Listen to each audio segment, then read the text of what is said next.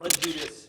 Slam it down. Oh, that was a real drink too. Oh yeah. Oh, was I not supposed to actually drink These it? are actually fake. They don't actually have Fit Aid in them. What's actually in here? This is Red Bull. We actually put Red Bull in our Fit Aid cans just to make sure we so did that's it. great for my heart. All right. Hello, everybody. Welcome to the Train for That podcast. This is the first of millions podcasts that we're going to do, and you are number one. Woo! Yeah. And Schmitty Warberman Jenkinson. What was that? Do you remember the SpongeBob? He was number one. Schmitty Warberman Jenkinson. Oh my goodness, you're showing I my know. age and your age in the very beginning of this podcast. Nobody's going to get this. No, they will get it. Okay. Oh, they will, but it won't be from my generation, Yeah. even though I was a SpongeBob generation. Did you watch SpongeBob? Oh my gosh, yes, daily. Yeah. What was another go-to for you? Well, okay, so I was going to say, so in the mornings when I was growing up, Fresh Prince of Bel-Air and Full House, R.I.P. Danny Tanner, were like my staples in the morning. And then when I came home from school, SpongeBob was always on in the afternoon. Isn't that way before your generation though? Fresh Prince of Bel-Air? Most likely, yes. Well, let's just talk about who you are. Like, so let's Who I am? give me your Well, I've full just been name, around start forever. to finish. Jessica Nicole. My Catholic middle name is Francis, so my full name is Jessica Nicole Francis Harper. But we usually just skip that because then people call me Frank. So. I think Frank is what I'm going to call you for the rest of this podcast. So I'm here with Frank, and Frank came out. She did some workouts with us, and she did a photo shoot with us. Yes. Have you done many photo shoots before? Not one like this. We went to the beach yesterday, which is a whole different gamble. And it was super warm It then. was super warm. The water was at least like 90 degrees. We did take a few pictures in the water, and I was like, please don't turn your lips blue. Don't act like you're cold. But yeah, it was freezing. That is the thing that I've always heard, like, people who are professional models, they're like, yeah, it gets cold sometimes. And you're like, yeah, man. Well, especially in a bathing suit. Like, it's February. Yeah. I'm in a bathing suit. I know it's California, but apparently this place still gets cold. That is a real level of strife. Yeah. But let's talk about your background. So you, athlete-wise, what do you do? How are you involved in this whole thing? What is your background So, there? I started doing CrossFit about 8 years ago now. Well, I don't want to say to the day, but it was like mid-February when I started. So we're probably coming up on the 8-year anniversary. Congrats. Thank Happy you. anniversary. Yes, it's my longest relationship ever. Really? Probably, yeah. Good for you. you. 8 years is a long time for commitment. I wholeheartedly agree. I think Yeah. it's important, though. That's Yeah, great. we're I practicing. acknowledge your commitment to Thank you. this relationship. Thank you. So started doing CrossFit about 8 years ago when I was 18, so I am now 26. That's how math works. Yeah, that's how math adds up with that. So I started doing CrossFit in college. I was playing volleyball for a little bit, but I'm like 5'6", 5'7" on a good day when my lifter's on, and that does not help for collegiate volleyball because everybody's like at least 6 foot minimum, even in a D3 school. So I was like, you know what, maybe this isn't the best use of my time. So ended up switching out of that. Had a really good friend who was doing CrossFit and invited me to go to a class. And I was like, this is a wildly absurd time. I had no idea what was going on. I did not do any research going into it either. I was like, CrossFit, it's like a group fitness class. This will be cool. It's pretty much the same as all of the others. I had no background in gymnastics, barbell lifting, never done a burpee probably in my entire life. So we started from square one, and now we're here. But it's awesome. It's been a really good ride so far. Yeah. And I mean, 8 years is not a short period of time, and you have worked your way through just taking classes. And then were you interested in competition right when you started, or was it something that eventually caught your eye? I think I was definitely interested in the competitive side because I came straight from doing sports, Right. So I was in that mindset, and I wanted to do something that sort of filled that void. So it definitely intrigued me. And when I started, it was sort of during I don't want to say the peak of CrossFit, but it was when everybody was wearing the neon colors and mismatched socks. And I'm going to call that the peak of CrossFit. That was the peak of CrossFit. I don't think it's actually the peak of CrossFit in terms of finance or popularity, but I'm going to call it the peak of CrossFit because that was my favorite time. It was High socks and neon everything. Yep. 100%. We had it was the 80s of CrossFit. Everybody had the buck Furpies. Yes. Yes, that was the best. Yes. So I definitely think that during that time too, there were a lot more local competitions. Yeah. There were a ton. They were just everywhere. So it was almost like every other weekend I was paying $50, $20, whatever it was, to just go to another local competition and definitely not win. But I was like, these are great. I did partner competitions with some of my best friends, and it was a really, really good time. So I think I've always been in the competitive side of it. And then, I slowly started getting a little bit better, and I'm like, oh, there's potential to move on to the bigger stages that are a little bit of the the goal end of CrossFit, getting to the games, getting to what was regionals at the time, semifinals now. But yeah. So that's been, again, you're now 8 years deep. you've now made it to regionals? I guess semifinals. What's the highest level you competed at? So semifinals is, yeah. So I guess that's technically the new regionals now, if you want to look at it that way. So last year was my first time going to that. I went to Granite Games. It was a cool, calm, 160 degrees there every day. Easy. Yeah. They had 160 is a normal on the turf temperature. field too. It was really cool. It was actually a really great experience. But they had like a record heat high, over that weekend that they hadn't seen weather like that in forever. And then they had to move everything back because we were supposed to work out in the middle of the day. And so they pushed us back. We were starting our workouts at 8, 9 o'clock at night because it was so hot outside that you couldn't be out there. So it was an experience for sure. It was really cool being out on the field because it was the same field that the Vikings play on or practice on or something. I don't watch the old Vikings, or are you talking about the American? Yeah, the Norwegian Vikings for sure. Yeah, that's that where was they put their an old boats. Viking one that they landed on there. Yeah, there was. No, you meant the football team. I meant the football Fantastic. team. Yeah. My brain went. I'm not a foosballer myself. Okay, good. So we shouldn't talk about. No, or we probably. Talk we could dig into football, but if our opinion on football would not be taken seriously, we'd have a really I short literally just conversation. asked who won the Super Bowl, and it's many days after that. I fell asleep in the third quarter. Good so, for you. Yeah. I mean, well, we just lost a bunch of football viewers, Sorry, but other than guys. that, we're fine. Goodbye. What do you think separates out the level of athlete that you're currently at, or kind of where you've gotten to, from the athlete who makes it just past that, who makes it to the games? What is, because as a person who's watched it for a long time and been a part of it, there is a differentiation, and from your perspective, coming up into it and not having made it past that yet, what do you think it requires from you to really get to that next level? Do you think?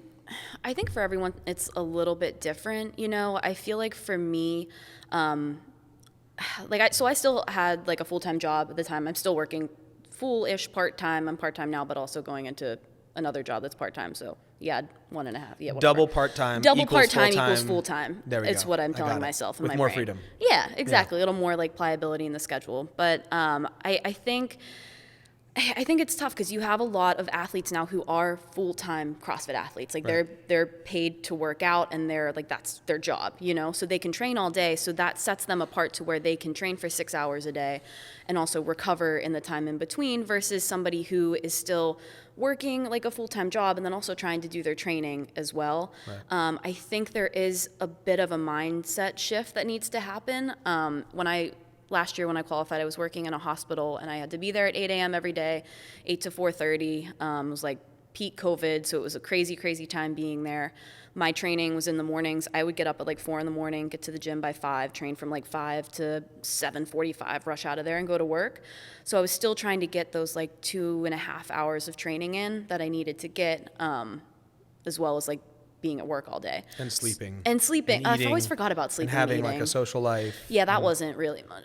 I mean, it was actually great that it happened during COVID because nobody had a social life during COVID. So I was what am I missing? Right. But yeah, so there was definitely a little bit of a mindset shift where I had to tell myself, hey, waking up at 3:30 on a Saturday is cool.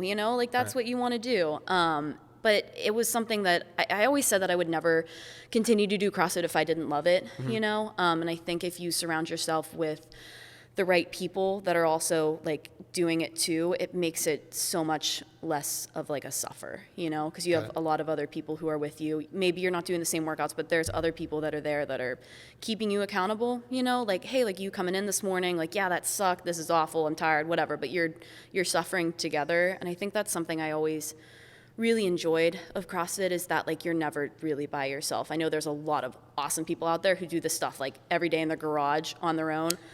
Props to them. That's awesome. Yeah, it's really hard to do on your own. I agree. Which is why we've created Adam for what it is it's the best of both worlds. If you got to be there doing it on your own, we're going to offer you the people that are with it. And you have the video really, it's hard to actually push through by yourself on a daily unless you've got a crazy mindset. I've known 3 or 4. So from your perspective, it kind of sounds like you're saying that the difference between somebody who's kind of right there and that next level is the freedom and time to be able to recover and continue to push through that. You keep saying that there's this different mindset that you found yourself in, and what would be the difference in the mindset from not making it to making it? Is it just commitment to it, or is it time, or is it what is the difference there? I think it's really commitment, and I think there's also the there's quality and quantity, but I think there's also, if you're doing a workout, a lot of times I think it's like, okay, well, I'm just going to go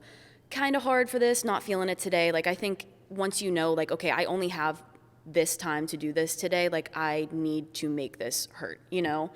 So you're putting in that quality of the workouts that you get when you don't have as much quantity that you can get from it. So Right. I think that when you have a little bit of like a limited time domain, just taking that time that you do have and like making that 15-minute workout that you're doing today, making that one hurt, because that ultimately like shifts you into doing the rest of your workouts like that, know? So I think the mindset shift was, really pushing a lot harder and going into that like dark place way more often than you kind of want to. Truly embracing that the darkness that is that really high level of intensity and being able to sustain that. I mean, that was something that I know a bunch of my fellow athletes a long time ago spoke to really closely, was in order to get good at being uncomfortable, you have to be really uncomfortable. Yep. So like, and when she's saying, and I am hearing this right, when you're saying that make it hurt, you mean go hard, not move like a turd and hurt yourself. Yes, don't actually hurt yourself. That's not, I'm a PT. We don't want that. No. I mean, that's actually good, job security for me, but I'm not telling you to do that. What you're saying is push your psychological capacity and like hit your physiology and then like hang in there. Because there's plenty of athletes, I think, that I watch who have the physical capacity to compete at the very high level, but the second they get to the place where and it hurts, they crumble, and they'll do that in competition too. And that's something that I've watched people who are great at training but horrid when it comes to game day competition or playing their own game. What is your goal with this? Like, in terms of your training, like, do you have something that you've set out as like, once I hit here, I'm good? Or is it more just like, I'm just going to see what happens for this period of time? Or like, what is it for you? What is the reason you keep training? Yeah. So I kind of been saying this since I started, but like, I've always wanted to go to the games. I just want to be out on the big competition floor. And I think also as you make it a little bit further, you get like that taste of it. Like last year when I was at Granite Games, like I wanted to I was losing my mind because I was like, this is absurd. But also at the same time, I'm like, I want this, I'm like, I like this. And even having that, like that was a smaller stage, and I'm like, I want to be on the bigger stage with that. Or even going to like Wadapalooza and things like that. I'm like, this is the adrenaline rush that you get from like being out there and being under the lights and having people like cheer for you and text you and be like, hey, I just watched you on TV, or well, we stream it on the TV. It's not like I'm on ESPN. That would be cool. But I think it is like, I want to go to the games. I think I'm a little more realistic, and I don't want to I'd love to win the games, but I don't think I'm going to sit here and be like, I'm going to win the games this year.